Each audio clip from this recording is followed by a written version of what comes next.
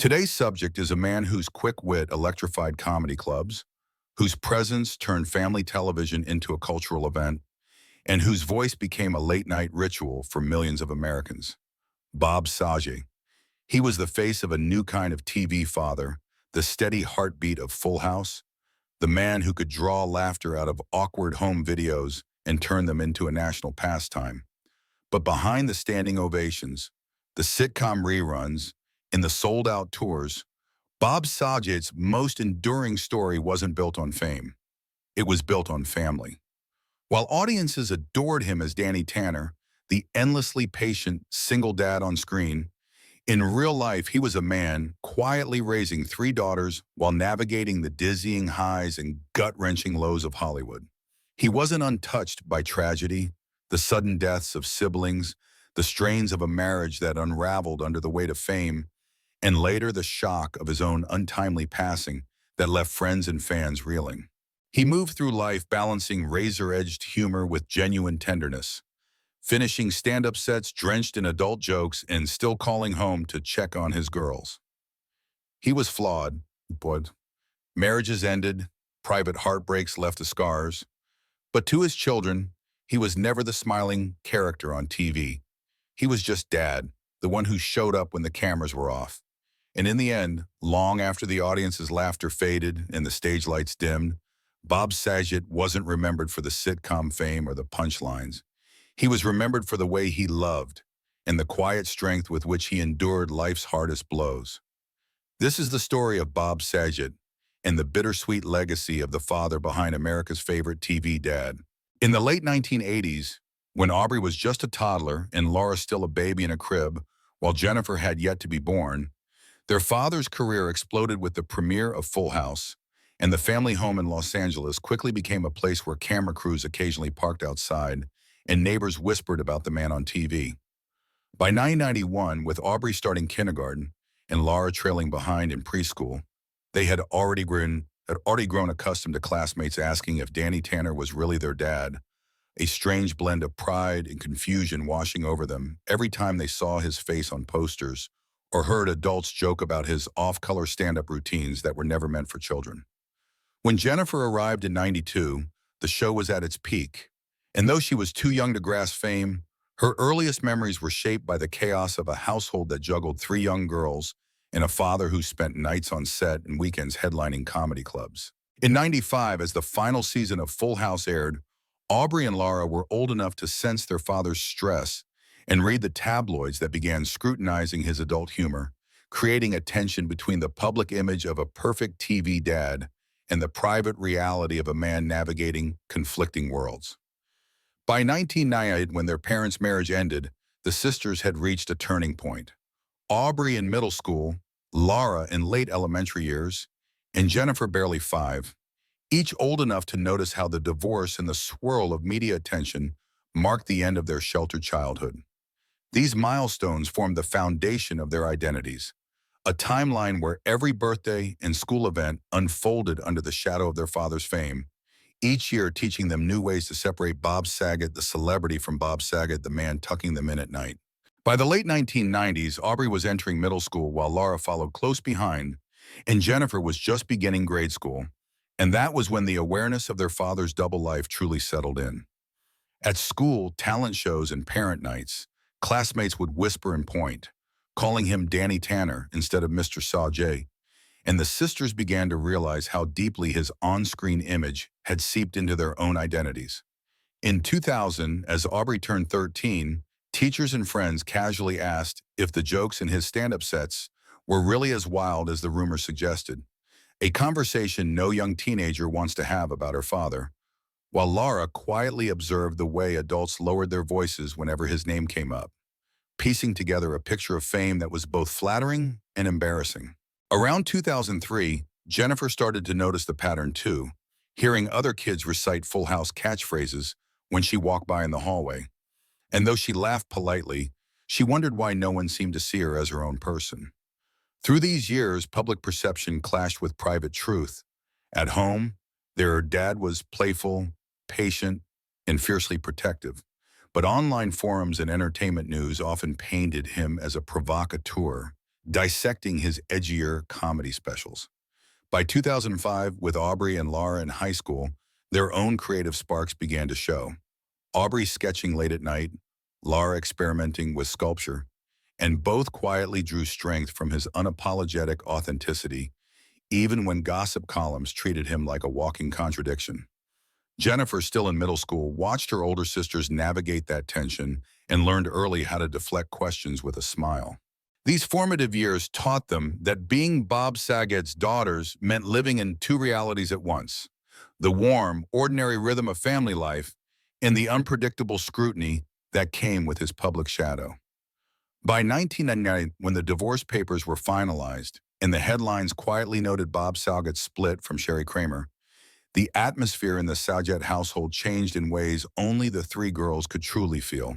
Because while cameras had often been parked outside for lighthearted reasons before, now the tone of coverage sharpened, hinting at private struggles and fueling rumors that seeped into the hallways of their schools. Aubrey, barely a teenager then, remembers standing in the cafeteria as two classmates whispered about a tabloid headline they had seen at the grocery store checkout.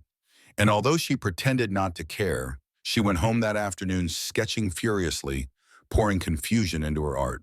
Laura, younger but observant, sensed tension in the way family friends spoke cautiously when visiting, and she began retreating into books and clay projects, crafting little sculptures that she never showed anyone. Jennifer, too young to read the tabloids, still felt the unease in the air, noticing her father's smile fade quicker after phone calls and her mother's absence at weekend outings. Through the early 2000s, as Bob's edgy comedy specials gained attention, the old Full House image of America's dad collided head-on with his stand-up reputation, and reporters framed him as a paradox: wholesome on screen, raunchy on stage. For the sisters, those years meant navigating middle and high school with an extra layer of defensiveness, learning to sidestep questions or shrug off jokes that cut too close to home. By 2001, when Aubrey attended her first gallery event as a student artist, a journalist approached her not to ask about her work, but to ask about her dad, and she realized then that any success she built would always carry his name in the background. Laura, following behind in her own artistic path, faced similar moments during school exhibitions, and Jennifer, still growing into her own interests, quietly decided she would keep her life as private as possible. Those years of adolescence, marked by a high-profile divorce and their father's unpredictable public image, forged a shared resilience among them, a quiet understanding that family life under fame was never just about love and dinners at home. It was also about surviving the scrutiny that came with every headline bearing their father's name. In her early 20s, Aubrey stepped fully into the art world, graduating from New York University with a focus on painting and quickly carving out her own voice through moody, layered canvases that often hinted at childhood memories. She held her first small gallery show in 2009, and though the local press praised her technique, every article seemed to mention that she was Bob Saget's daughter, a connection that both opened doors and cast long shadows. Some critics whispered that her surname carried her farther than her brush, and that sting pushed her to work harder, to refine her style until her pieces spoke louder than any headline. Interviews often circled back to her father's raunchy humor, asking how a man so famous for family TV could deliver such adult material on stage. And Aubrey learned to answer with grace, acknowledging his complexity while redirecting focus to her own craft. Over time, she found confidence in the fact that her art stood on its own, yet she never denied that watching her father juggle contrasting identities, America's dad and unfiltered comedian, taught her that a person can hold two truths at once. Laura followed a path that felt both connected to and separate from her sisters, pursuing sculpture and installation art after graduating from Barnard College and later earning a master's degree in fine arts. By the mid-2010s, she was already curating group shows in Brooklyn, creating pieces that explored memory and loss. And though she rarely spoke publicly about her father, journalists still wove his name into exhibition write-ups.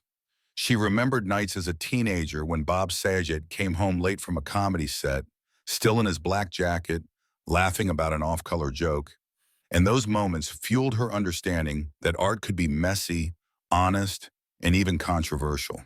When asked in an interview if being his daughter influenced her work, Laura admitted it shaped her resilience. She had seen how fame could bring both applause and backlash, and that made her less afraid of criticism. Instead of running from the shadow of a famous surname, she built sculptures that quietly honored her own narrative, proving that her father's complex legacy could be an influence without defining her identity. Jennifer grew up watching her two older sisters step into the art world, while she chose a quieter road, staying out of the spotlight almost entirely as she moved through college and into a career away from entertainment. By the late 2010s, while Aubrey and Lara were featured in gallery catalogs, Jennifer was building her own life in private, working in a field few journalists ever bothered to trace. And that was exactly how she wanted it. She had been only 5 when her parents divorced, too young to fully grasp the headlines, but old enough to remember the cameras outside their home and the way classmates whispered about her father's jokes. That early exposure made her guard her privacy fiercely, avoiding interviews and rarely attending public events. Even when Bob Saget remarried in 2018 and family photos circulated online, Jennifer stayed in the background, present but never center frame. Her choice to live outside the public narrative became its own quiet statement. She didn't need to explain or defend her father's contradictions, and she didn't need to use his fame to carve a place in the world. When Bob Saget married Kelly Rizzo in 2018, the ceremony drew headlines and social media buzz, and for the first time in years, all 3 daughters appeared together in a few candid shots, standing off to the side with measured smiles. Aubrey, now an established painter, balanced warmth with caution as she greeted reporters who inevitably asked how it felt to see her father start over. She answered politely, then shifted focus back to her own upcoming exhibit. Laura attended quietly, observing the photographers while reminding herself she was there as family, not a public figure, and later returned to her studio where the noise of the press faded into the hum of creation. Jennifer kept her distance from the cameras, staying close to relatives and slipping out of frame whenever attention lingered too long, determined to maintain the boundaries she had built. The wedding itself was joyful, but the surrounding attention reminded them that their father's personal milestones were never entirely private, and each daughter, in her own way, learned again how to navigate love, loyalty, and the persistent shadow of fame without letting it consume her own identity. In January 2022, the news of Bob Saget's sudden death spread across every network and platform, and in an instant, the 3 sisters were pulled into a wave of public grief they had never asked to share. Aubrey, now in her mid-30s, was at her studio when her phone erupted with messages, and she stood frozen as notifications blended condolences with invasive questions. Lara, teaching a class that morning, caught sight of the headline on a student's screen and felt the air drain from the room, memories of her father's late-night stories rushing back as the reality sank in. Jennifer, who had stayed off the radar for years, faced the hardest part quietly, fielding calls from family and close friends while watching strangers dissect her father's legacy online. The sisters attended a private service, sitting together in the front row, as tributes poured in from Hollywood giants and longtime friends, hearing people recall the same man who once tucked them in after long filming days. Yet behind the public praise were private tears, and in those weeks, they found themselves shielding each other from the noise, holding on to the parts of him that no headline could capture. His passing, sudden and unexplained at first, became another chapter where they had to balance their own grief with the world's insatiable curiosity. In the months after their father's passing, each daughter returned to her own path, determined to keep moving forward while carrying his influence quietly within them. Aubrey immersed herself in a new series of paintings that explored memory and loss, hosting a small gallery opening where she spoke briefly about how her father taught her to embrace contradictions in life, then stepped back to let the art speak. Lara continued her teaching and sculpture work, often finding herself explaining to students that fame is fleeting, but authenticity endures, a lesson she credited to watching her father handle both applause and controversy with equal parts humor and resolve. Jennifer stayed true to her private nature, building a steady career far from cameras and making rare appearances only at family gatherings, where she would share stories of her dad's softer moments without any intention of publicizing them. By late 2022, The three had become a quiet trio supporting one another through calls and visits, each forging an identity independent of the famous name they shared. Though the entertainment world still connected them to Bob Saget in articles and retrospectives, they had stepped into a phase of life where their own work, their own choices, and their own resilience defined them far more than any legacy written in headlines. Years after the spotlight shifted and the tributes faded from the headlines, Aubrey, Laura, and Jennifer each carried forward a private version of their father's legacy, one built not from sitcom reruns or comedy specials, but from the way he made them feel seen even in the chaos of fame. Aubrey, now a respected painter with exhibitions spanning both coasts, often spoke in interviews about how her father's relentless drive taught her to push past criticism and trust her instincts. Laura, balancing her work as a sculptor and educator, quietly wove echoes of family and resilience into her installations, explaining to students that creativity can grow stronger in the shadow of scrutiny. Jennifer, still choosing a life beyond public view, remained the anchor of privacy in the family, proof that not every child of fame needs to step into a camera's frame to honor what came before. Together, they shaped a narrative far more nuanced than any gossip column ever captured. Three women who took the lessons of a father known to the world for laughter and controversy and turned them into something steady and lasting. In the end, as years rolled on and Hollywood moved to new names and new stories, the true inheritance of Bob Saget was never the headlines or the drama, but the strength of three daughters who grew beyond his shadow while keeping his memory alive in quiet, personal ways. Three children. One carried the art forward, one shaped meaning from silence, and one carried the legacy no one expected to see. Aubrey stepped into the spotlight of galleries and built her own name. Laura stayed close to creation and taught others how to find their voice, while Jennifer remained in the background, guarding the private memories that headlines could never reach.